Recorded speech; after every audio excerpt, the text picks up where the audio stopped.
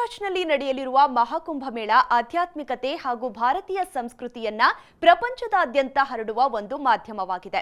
ದೇಶ ಮತ್ತು ಪ್ರಪಂಚದಾದ್ಯಂತ ಪ್ರಭಾವಿ ವ್ಯಕ್ತಿಗಳು ಗಂಗಾ ನದಿಯಲ್ಲಿ ಪವಿತ್ರ ಸ್ನಾನ ಮಾಡಲು ಮಹಾಕುಂಭಕ್ಕೆ ಬರ್ತಿದ್ದಾರೆ.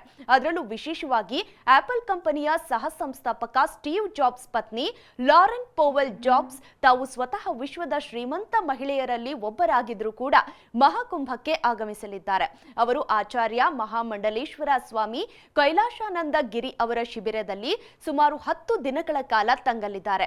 ಲಾರೆನ್ ಜಾಬ್ಸ್ ಅವರು ಮಕರ ಸಂಕ್ರಾಂತಿಯ ಸಂದರ್ಭದಲ್ಲಿ ಆಧ್ಯಾತ್ಮಿಕ ಶುದ್ಧೀಕರಣದ ಸಂಕೇತವಾಗಿ ಗಂಗಾ ನದಿಯಲ್ಲಿ ಅಮೃತ ಸ್ನಾನ ಮಾಡಲಿದ್ದಾರೆ. ಭಾರತೀಯ ಸಂಸ್ಕೃತಿ ಮತ್ತು ಸನಾತನ ಧರ್ಮದಿಂದ ಆಳವಾಗಿ ಪ್ರಭಾವಿತರಾದ ಲಾರೆನ್ ಜಾಬ್ಸ್ ಅವರ ಈ ಹೆಜ್ಜೆ ಜಾಗತಿಕ ಮಟ್ಟದಲ್ಲಿ ಸನಾತನ ಸಂಸ್ಕೃತಿ ಮತ್ತು ಆಧ್ಯಾತ್ಮಿಕತೆಯ ಪ್ರಚಾರದ ಪ್ರಮುಖ ಸಂಕೇತವೆಂದು ಪರಿಗಣಿಸಲಾಗಿದೆ. ಅಷ್ಟೇ ಅಲ್ಲದೆ ಅವರು ಸ್ವಾಮಿ ಕೈಲಾಶಾನಂದ ಶಿಬಿರದಲ್ಲಿ ಯೋಗ, ಧ್ಯಾನ, ಆಧ್ಯಾತ್ಮಿಕ ಚರ್ಚೆಗಳಲ್ಲಿ ಪೋವೆಲ್ ಭಾಗವಹಿಸಲಿದ್ದಾರೆ.